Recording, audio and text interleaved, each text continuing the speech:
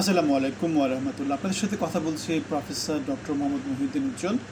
আমরা জানি বাংলাদেশ এবং ভারতের মধ্যে হাসিনা সরকার পালিয়ে যাওয়ার পরে থেকে ইউনূস সরকারের ভিতর দিয়ে নানা রকমের উত্তেজনাকর পরিস্থিতি বিরাজ করছে।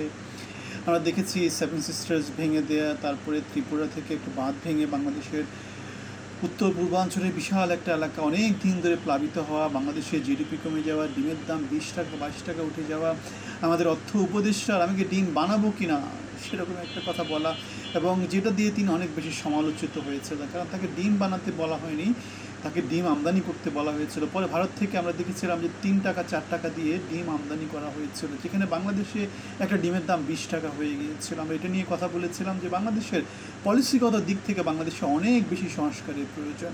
তাহলে বাংলাদেশ ভারতের যে যুদ্ধ পরিস্থিতি উপরে উপরে যেগুলো চলতেছে সেগুলো আমরা দেখতে পাচ্ছি।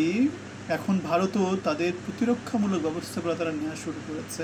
তারা কি করেছে, তারা তাদের চিকেন নেকি নিরাপত্তা বাড়ানোর জন্য সেখানে তারা নানা রকমের সেনা ইউনিট তারা সেখানে মোতায়েন করেছে। বাংলাদেশ আবার এদিকে লালমনিরহাটে নতুন একটা এয়ারফিল্ডকে তারা কী করছে, সচল করছে। ওদিকে ভারত কি করেছে, ত্রিপুরাতে তাদের অনেক 30 বছর বন্ধ থাকা একটি এয়ারফিল্ড, যেটাকে বলে বিমানবন্দরকে তারা সচল করেছে, যাতে বাংলাদেশের উপর তারা নজরদারি করতে পারে।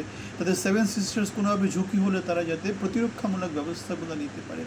বাংলাদেশকে তারা ট্রান্সশিপমেন্ট সুবিধা দিচ্ছে না। বাংলাদেশের নানা কিছুতে বাংলাদেশ ভারতে যে রপ্তানিগুলো করে সে রপ্তানিগুলো তারা আগে সব বন্দর দিয়ে দিতে পারতো, এখন বাংলাদেশকে ঘুরে যেতে হবে।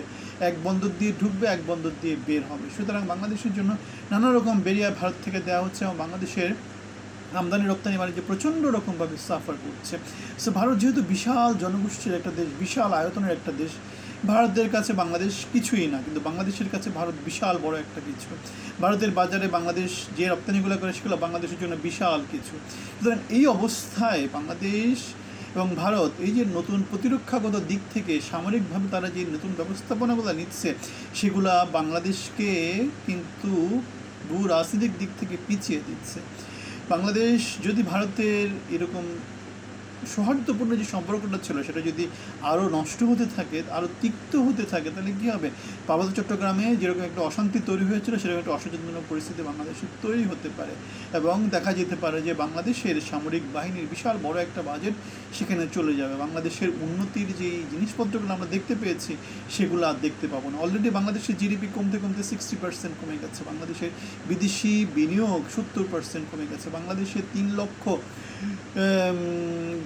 লোকজন চাকরি হারিয়েছে গত 6-7 মাসে। বাংলাদেশ থেকে যে জনগোষ্ঠীরা আছে তারপরে 30 লক্ষ জনগোষ্ঠী কী করেছে, বাংলাদেশের দরিদ্র সীমার নিচে নেমে গেছে। যারা আগে ছিল তারা তো ছিল, নতুন করে 30 লক্ষ জনগণ দরিদ্র জনগোষ্ঠী নিচের দিকে নেমে গেছে, তাদের এখন আর আগের মতো সহায় সম্বল নাই।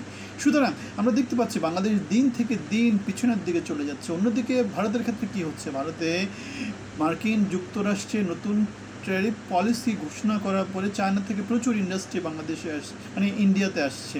তারপরে তাদের সুইজারল্যান্ড থেকে তারা $240 বিলিয়ন বিদেশি বিনিয়োগ প্রতিশ্রুতি তারা পেয়েছে। ভারত এমনিতেই অনেক উন্নত রাষ্ট্র, ভারত এমনিতেই প্রচুর বৈদেশিক বিনিয়োগ পায়, ভারতের এমনিতেই জিডিপি গ্রোথ প্রচণ্ড রকমের বেশি।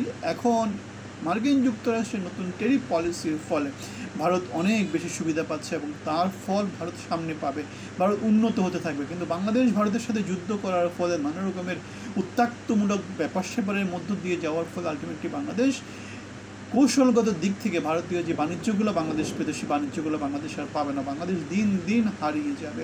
আমরা একটা ব্যানারে কথা বলি যেটা হচ্ছে জনগণের বাংলাদেশ, মানবিক বাংলাদেশ। সেখানে আমরা আমার কথা, আপনার কথা, বাংলাদেশের কথা বলি। আমরা গত 17 বছরে বিএনপি গণতান্ত্রিক আন্দোলনে ছিলাম, আমরা 5 বছর আগে চাকরি হারিয়েছি, আমরা জুলাইয়ের কোটা অভ্যুত্থানে আমরা পার্টিসিপেট করেছিলাম, অনলাইনে ছিলাম, অফলাইনে ছিলাম। আমরা বাংলাদেশের হয়ে কথা বলে, বাংলাদেশের জন্য কথা বলে, আপনার আমাদের হয়ে কথা বলি। সুতরাং আমাদের সাথে আপনি অংশী হতে পারেন, আপনাকে আমন্ত্রণ থাকলো। ভালো থাকবেন।